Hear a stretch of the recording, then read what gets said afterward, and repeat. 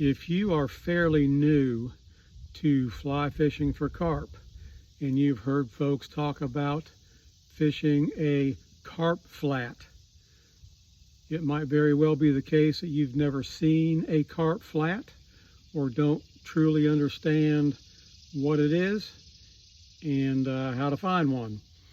So I thought I'd talk about that this morning a little bit. All bodies of water are different, but a carp flat has certain characteristics that you will find in any body of water.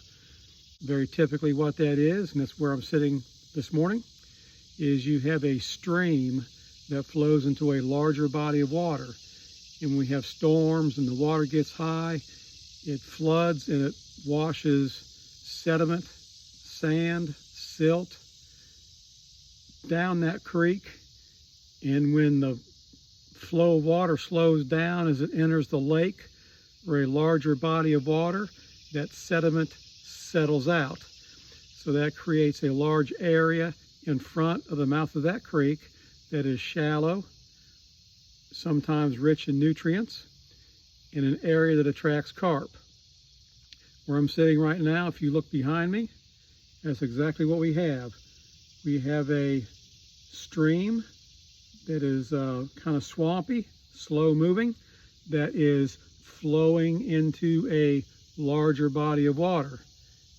And carp come back in here and feed.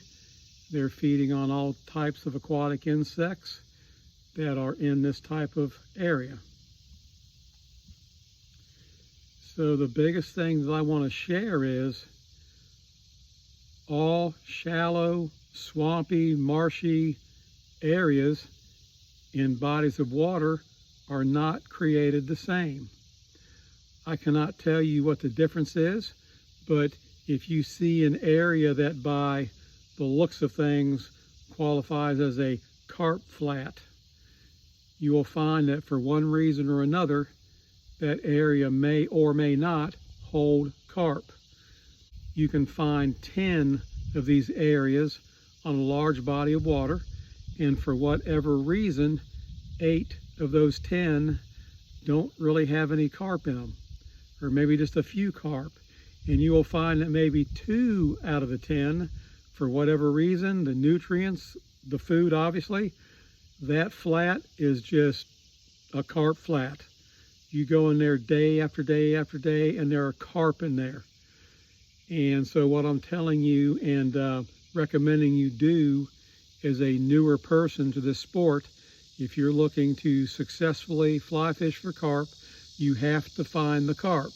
You need a target-rich environment. So get on Google Maps and look at your body of water that you're able to fish, and look at those places where streams flow in, and the mouth of that stream is the back of a bay or a cove, and it just looks shallow and swampy and like carp ought to be there.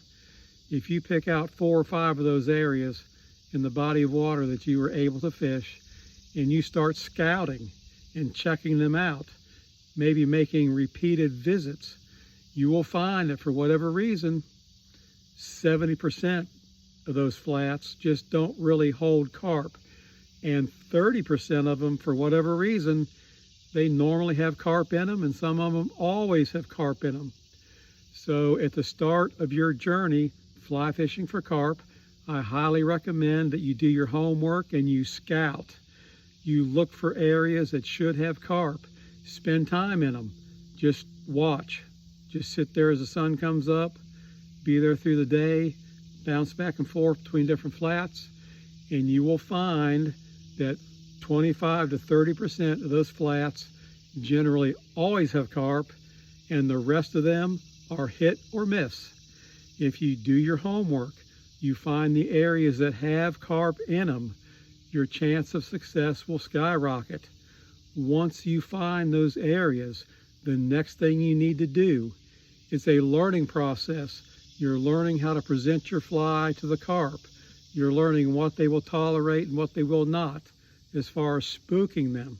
So if you find a couple of areas to fish, bounce back and forth between them and give each of those areas a few days to rest. between each of your visits. The carp will not be so shy, and they will remain a lot easier to catch. So this is Scott Moore from Whack Outdoors Fly Fishing Adventures. I hope this helps.